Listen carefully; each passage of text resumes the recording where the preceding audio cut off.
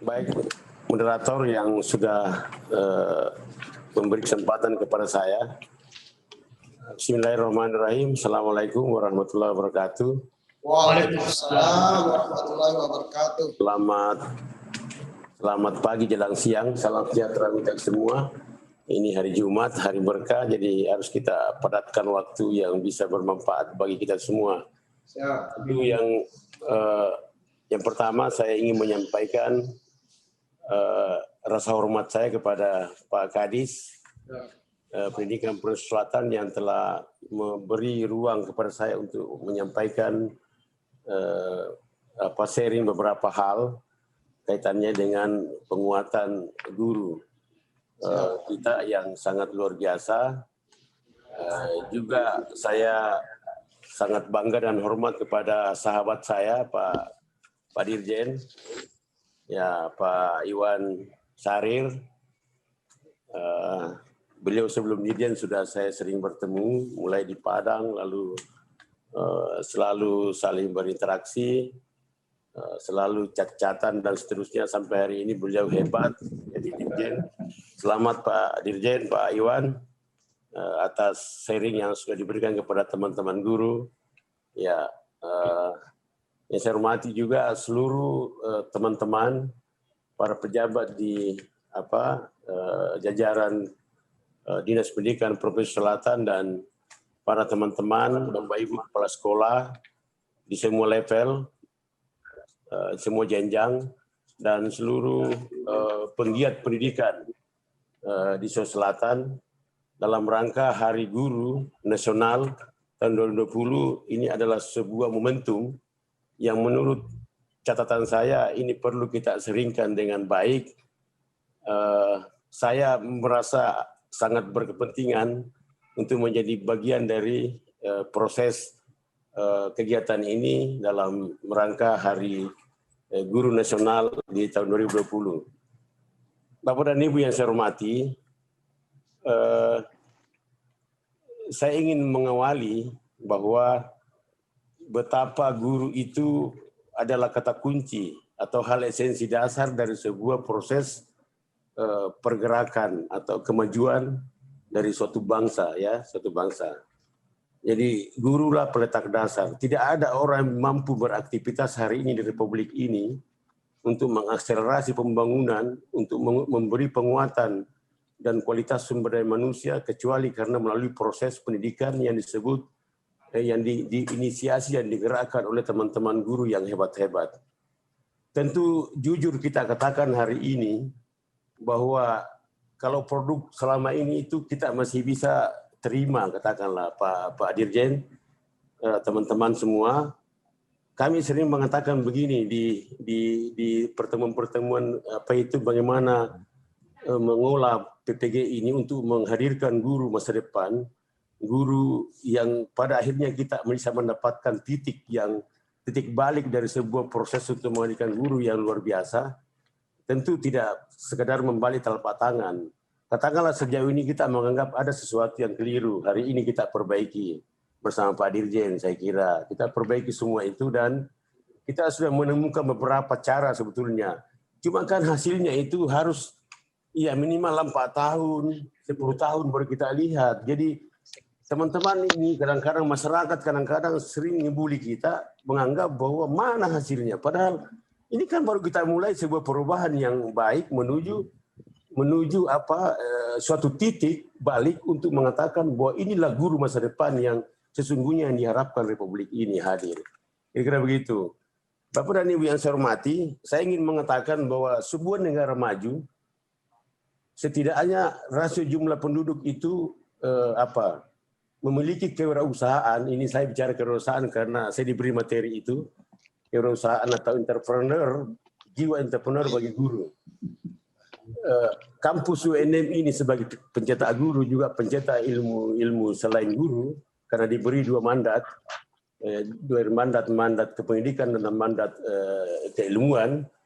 Ya masih kita pada course 70% itu adalah pencetak guru. Hampir semua teman-teman guru yang ada di Sulawesi Selatan dan sekitarnya itu bagian dari Universitas Negeri Makassar. Saya apapun itu saya tetap kami semua memiliki tanggung jawab moral untuk kemudian selalu mengeksersis, selalu mencoba memberikan penguatan kompetensi bagi teman-teman guru ya yang ada di di Selatan dan Indonesia Timur pada umumnya, Pak Dirjen dan teman-teman, Pak Kadis. Nah, hari ini Indonesia itu baru 3,5% itu penduduknya berwirausaha. Itu artinya bahwa syarat untuk maju negara maju itu masih perlu kita hadirkan. UNM itu menjadikan kampus ini di 1 tahun terakhir ini menjadi kampus entrepreneur, kampus wirausaha dengan harapan bisa mengkontribusi sebuah proses akselerasi pembangunan untuk menuju Indonesia maju, menghadirkan sumber daya manusia yang setidaknya menurut kami bahwa kekurangan rasio yang berwirausaha yang memiliki jiwa entrepreneur itu dihadirkan. Nah, tentu dimulai dari semua level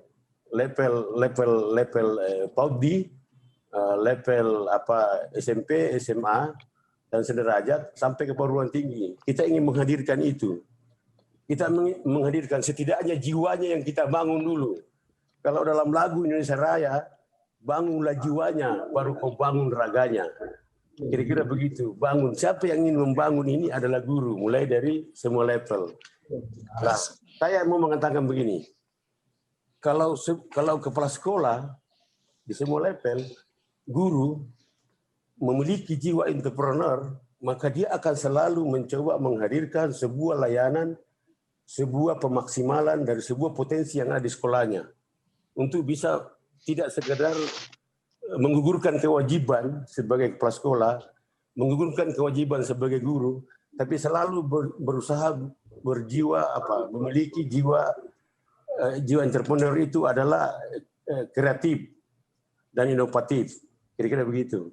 Nah, kalau guru inovatif dan kreatif tentu tidak puas dengan hanya mengkonsumsi sumber belajar ataukah metode belajar efektif yang telah dihadirkan oleh teman-teman pendahulu, tapi dia berusaha mencoba mengkreasi sendiri juga sesuai dengan kondisi yang dihadapi. Dia seorang kepala sekolah diharapkan hari ini itu berjiwa entrepreneur. Selalu dia mau menghitung apa keuntungan, apa potensi yang dimiliki, apa tantangan yang dihadapi dan seterusnya. Karena jiwa entrepreneur itu, jadi bukan lalu kemudian kita langsung mengatakan harus dia menjadi startup. Bukan dia lalu kemudian harus menjadi pengusaha yang langsung mempraktekkan.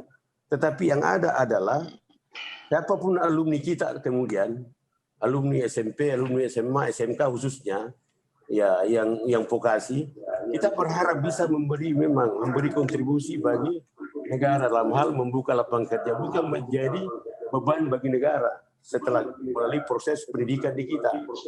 Nah, inilah yang saya mau katakan bahwa guru sebaiknya hari ini ya mencoba memahami prinsip-prinsip jiwa entrepreneur, jiwa yang selalu ingin berinovasi, berkreasi, beradaptasi dengan kondisi yang ada. Itulah guru yang profesional sebetulnya yang kita harapkan.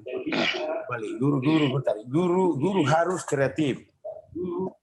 Guru berjiwa entrepreneur. Disebut sebagai intrapreneur. Kita berharap itu hadirnya guru hari ini untuk menjawab tantangan dan masa depan bangsa.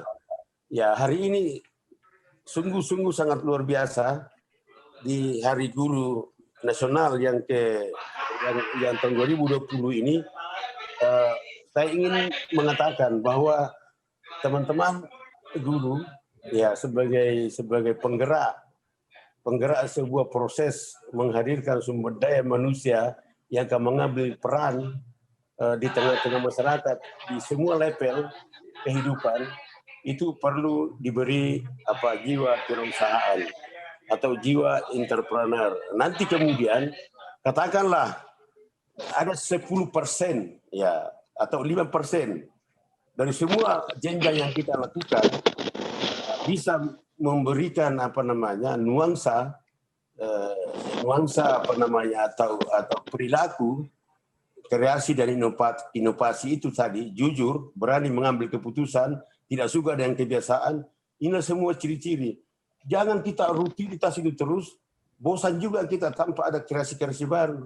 Nah, guru diharapkan hadir untuk memberikan hal-hal seperti itu kepada situasi di mana satuan pendidikan dipimpinnya misalnya, atau dikendalikannya, masyarakat sekitarnya, dan seterusnya. Oleh karena itu, Bapak dan Ibu yang amat saya hormati, saya jujur mau mengatakan bahwa ketika ada alumni kita yang kemudian sudah bisa sampai di 10% atau 5% saja, itu sudah luar biasa, menjadi pengusaha betul. Inilah yang kemudian membuka lapangan kerja. Inilah kemudian yang menjadi penggerak atau mengakselerasi pembangunan di Indonesia. Ini penting sekali. Lanjut. Ya, ini tadi ya. Jadi entrepreneurship itu yang saya maksudkan, yang perlu hadir di semua level pendidikan, tingkat pendidikan, adalah suatu kemampuan berpikir kreatif ya, berperilaku inovatif, dan selalu berdaya saing tinggi, ya, menjadi penggerak. Ini rumusan yang saya keluarkan sendiri dalam ada buku saya, namanya buku Entrepreneurship atau Kewirausahaan Kiat Menuju Sukses.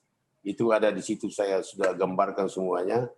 Lah, jadi kalau dia menjadi dia menjadi politisi, maka dia juga tidak hanya sekedar mengkonsumsi kebijakan yang sudah, tapi dia harus kreasi melihat fenomena apa yang perlu dihadirkan dalam komunitas birokrasi, politisi, birokrasi dan seterusnya. Kalau sebagai guru harus kreatif, membuat perangkat belajar yang lebih inovatif, yang lebih bisa memberikan hasil belajar yang maksimal untuk tujuan kualitas.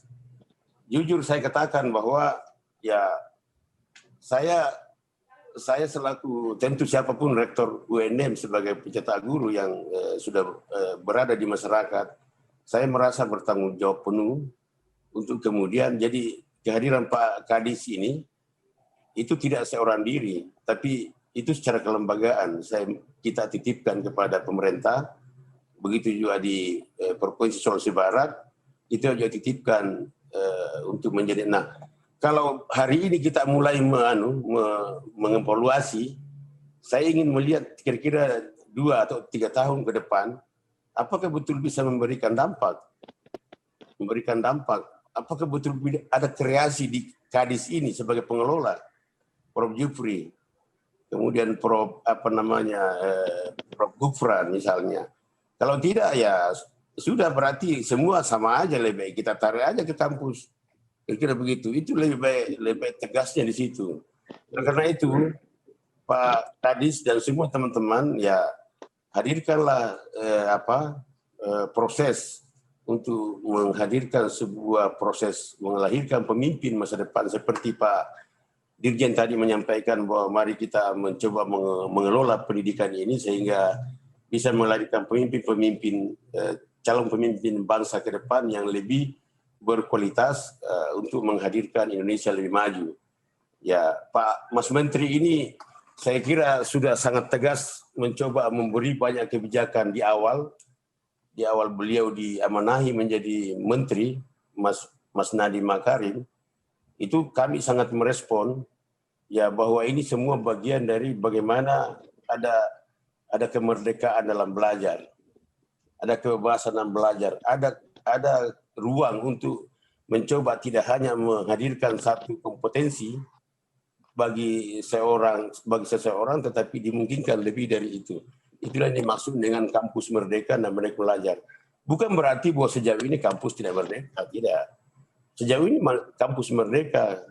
Sejauh ini kita juga memberi ruang belajar kepada semua, tapi ini lebih ditekankan agar kita tidak monoton ada dalam kelas, tapi kita bisa ada pada beberapa ruang untuk mencoba mengisi kompetensi bagi bagi peserta didik kita, bagi mahasiswa kita, agar kemudian ya tidak terkungkung dalam sebuah atau satu fenomena saja, tetapi dia bisa membaca fenomena lain untuk mencoba memberi kontribusi bagi sebuah kemajuan atau perkembangan bangsa kita yang sama-sama kita cintai ini. Bapak dan Ibu yang saya hormati, saya tidak banyak mau memberi data, tapi paling tidak bahwa yang ingin saya katakan kepada kita semua bahwa mari semua teman-teman guru mencoba menghadirkan sebuah proses sehingga menjadi tidak sekedar sebagai leadership, ya sebagai pemimpin, tapi pemimpin yang memiliki jiwa entrepreneur, yang selalu berpikir kreatif, berperilaku inovatif dan jujur, adaptif. Semua ini bagian yang kita butuhkan dalam mengarungi atau memproses sebuah proses untuk menghadirkan sumber daya manusia yang unggul, kompetitif, menuju Indonesia maju. Ya, juga bagian dari bagaimana kita memberi sumbangsi persentase jumlah rasio penduduk kita yang bisa bertalenta entrepreneur. Ya, ini lahir dari proses karena ternyata jiwa kewirausahaan itu atau proses kewirausahaan itu adalah sebuah ilmu yang bisa diajarkan, bukan bawaan atau bukan turunan, sehingga semua ini bisa dilakukan melalui proses belajar di semua level. Ya, tentu masing-masing ada karakteristiknya. Karakteristik ketika dia masih PAUD, apa yang mau dibangun tentang kejujuran, kedisiplinan. Karena inilah bagian nanti akan membangun jiwa entrepreneurnya. Ketika jiwanya terbangun, dia bisa menjadi pelaku. Tapi tentu kita tidak harapkan semua menjadi pelaku usaha, tapi setidaknya yang lain itu jiwanya dibangun, yang lainnya itu adalah menjadi pelaku yang sesungguhnya untuk kemudian bisa mengkontribusi, bisa memberikan arti nyata bagi akselerasi pembangunan di tentu itulah sebetulnya harapan yang saya ingin sampaikan, poin-poin kunci dari apa yang saya maksudkan bahwa guru sekarang harus kita bekali dengan jiwa entrepreneur, tentu dimulai dari kepala sekolahnya pada semua level, karena disinilah akan kita bisa mendapatkan sebuah harapan baru demi Indonesia lebih baik, saya kira. Itu saja yang saya sampaikan, saya tidak panjang lebar, kunci-kunci itu nanti kita bisa terjemahkan dalam diskusi yang lain. Terima kasih.